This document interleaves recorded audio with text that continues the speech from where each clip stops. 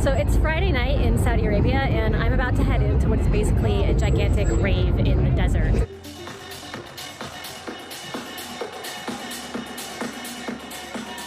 It's called MDLBeast. It's a 4-day electronic music festival that Saudi Arabia is hosting, and it's not only officially sanctioned by the government, it's actually a key part of the Crown Prince's plans to both expand entertainment options and bring in foreign tourists, and of course to boost Saudi Arabia's soft power.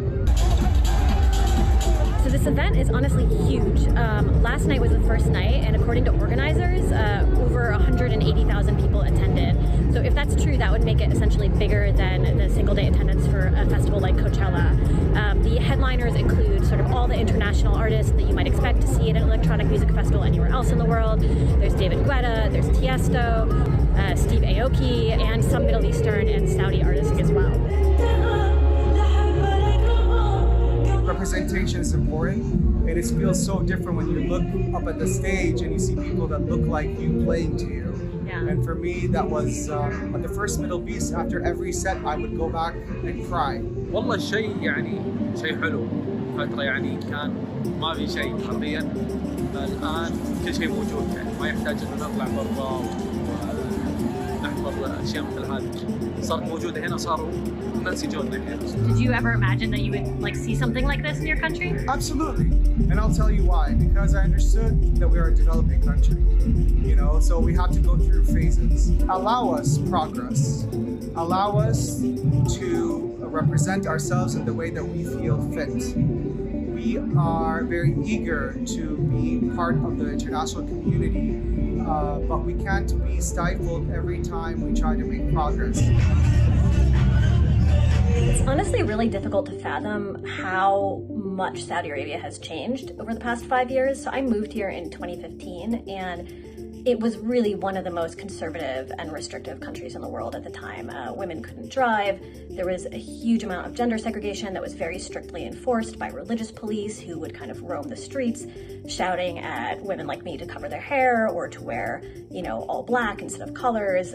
And from that kind of environment, the Crown Prince has instituted a series of enormous social policy changes that have really, along with a lot of bottom-up movements, changed kind of the way that the kingdom is, you know, what it's like to be here, what it's like to live here, what it's like to be a Saudi. So to see, you know, men and women dancing side by side, to see music in public in a country where there was almost no music in public just a few years ago, you know, is really something unprecedented. وكنت تتوقع يعني قبل 5 سنوات مثلا تشوفي شيء؟ لا طبعا مستحيل كان، بس اللي حاصل صراحة شيء خارج الخيال يعني.